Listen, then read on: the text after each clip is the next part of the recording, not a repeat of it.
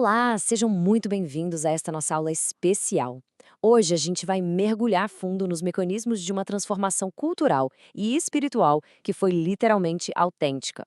O nosso grande foco, o avivamento do povo de Judá, que foi disparado por uma experiência explosiva do rei Josias com a palavra de Deus. A gente vai entender como deixar as escrituras de lado pode jogar uma nação inteira nas trevas e como redescobrir essa mesma palavra tem o poder absurdo de gerar uma reforma estrutural completa. Bom, então vamos direto ao ponto. A nossa rota de estudo hoje vai passar por 5 marcos bem definidos: o contexto de decadência, a redescoberta do livro, o impacto da palavra, a aliança e reforma e, por último, o verdadeiro avivamento. Número 1. O contexto de decadência. Aquela escuridão profunda antes da reforma. Sabe, o reinado de Josias não caiu de paraquedas, não começou do nada, foi um verdadeiro efeito dominó. Pensa comigo. Décadas antes, lá no Reino do Norte, Acabe e Jezabel introduziram a idolatria de forma super agressiva. O culto a Baal e a Será virou lei. E o pior é que esse mal não ficou preso só em Israel. Anos depois, Atalha, que era filha de Acabe, trouxe esse mesmíssimo culto pagão para dentro de Judá. E os reis que vieram logo antes do nosso protagonista, tipo o próprio pai dele, Amon, só afundaram ainda mais o pé nessa apostasia, quebrando aliança várias vezes com atitudes péssimas. Então, quando a gente chega ali no ano 640 a.C., Josias herda uma nação que estava, olha, doente, espiritualmente despedaçada e correndo a passos largos direto para o cativeiro. E aqui tem uma ironia trágica, tá? Porque o templo em Jerusalém não estava totalmente abandonado. Tinha movimento por lá. Tinha religião rolando, sacerdotes fazendo rituais e cumprindo tarefas diárias. Mas a grande e dura realidade é que o livro da lei estava literalmente perdido no meio dos escombros e da decadência daquele prédio. Gente, é como você tentar operar um hospital cheio de médicos correndo para lá e para cá, só que os manuais de medicina e os remédios apodreceram lá no porão. Muito louco, né? Essa atividade toda só serviu para esconder a falta de fundação. E isso prova pra gente que é totalmente possível existir ativismo sem que a palavra seja a base. O que nos leva à parte 2, a redescoberta do livro, o grande incidente no templo. Essa situação toda, que era insustentável, acaba sendo o grande ponto de virada da nossa história. É aí que uma simples obrinha de manutenção vira um resgate histórico absurdo. Durante a reforma que Josias mandou fazer para consertar os danos no templo, o sumo sacerdote Ilquias fez uma descoberta monumental. Os registros apontam que esse livro da lei, provavelmente o livro de Deuteronômio, foi achado lá no meio da bagunça. E o detalhe que a gente não pode deixar passar é que esse mega avivamento não começou com uma visão mística ou alguém vendo anjos, não. Começou desenterrando de forma literal um livro que já existia, mas que tinha sido completamente jogado para escanteio, tanto pelos líderes quanto pelo povo. Vamos para a parte 3. O impacto da palavra. A reação imediata de um coração contrito. Agora, o que é realmente interessante aqui é como a coisa toda desenrola na prática, de um jeito bem lógico.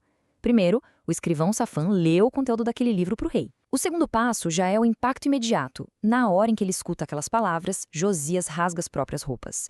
Era um sinal de muita dor e de um arrependimento profundo. E a terceira etapa é colocar a mão na massa. Ele convoca os anciãos. Notem uma coisa fantástica. Não precisou de nenhum apelo emocional de fora, sabe? Ninguém colocou uma música triste no fundo ou fez um discurso cheio de persuasão. A simples leitura do texto já funcionou como catalisador e como juiz ao mesmo tempo. Então, a chave para a gente entender isso é sacar o que foi esse arrependimento. Quando o rei ouviu o que a aliança exigia de verdade, a ficha dele caiu na hora. Ele viu o tamanho do abismo, o precipício enorme entre o que Deus queria e a vida torta que a nação estava levando. O texto bíblico foi aquele espelho implacável, sabe? Fica muito claro nessa nossa aula que a palavra de Deus é infinitamente mais eficiente para expor o que está errado do que qualquer dedo apontado ou acusação externa. E assim chegamos na parte 4, a aliança e reforma. A transformação prática de Judá. Por que, né? Só o líder chorar trancado no quarto não muda um país inteiro. A resposta do Josias precisava de ação. Então ele chama uma assembleia gigantesca. Ele junta os sacerdotes, os profetas e a população em peso, do menorzinho ao mais velho. E lá, de pé, encostado na coluna do templo, ele mesmo lê as palavras do livro e firma um compromisso público. A aliança era uma só: seguir ao Senhor e guardar os mandamentos dele de todo o coração e com toda a alma. E a multidão toda comprou a ideia. Todo mundo aderiu a essa aliança que tinha acabado de ser desenterrada. E isso ilustra brilhantemente como um movimento guiado pelas escrituras passa uma verdadeira vassoura na cultura ao redor. O rei começou uma faxina pesada no país inteiro. Ele tirou do templo tudo o que era utensílio feito para Baal e para a deusa Cera, destruiu os altares pagãos que os reis de antes tinham construído, passou o trator nos altos, que eram aqueles pontos ilegais de adoração que dividiam o povo, e para fechar com chave de ouro esse retorno às origens, ele restaurou a festa da Páscoa. Uma festa que não era comemorada com essa fidelidade toda desde a época dos juízes. É um contraste que chega a ser bizarro, né? Pensa bem. De um lado você tem uma religião totalmente sem a palavra, uma mistura perigosa, cheia de rituais vazios de significado. Do outro lado, o movimento impulsionado pela palavra. Uma parada que resulta nas reformas estruturais mais profundas de Josias, mudando o calendário, mudando as festas, mudando o que era prioridade para o país. Ele botou um ponto final definitivo naquela era de religiosidade de fachada. Finalmente, parte 5. O verdadeiro avivamento. O selo bíblico de aprovação. Para a gente consolidar o legado dessa aula, a gente tem que olhar para os registros históricos lá no livro de 2 Reis, o capítulo 23, bate um carimbo de aprovação que é único na história. Ele diz assim: antes dele, não houve rei que lhe fosse semelhante, que se convertesse ao Senhor de todo o seu coração, segundo toda a lei de Moisés. Olha, essa frase merece até uma pausa.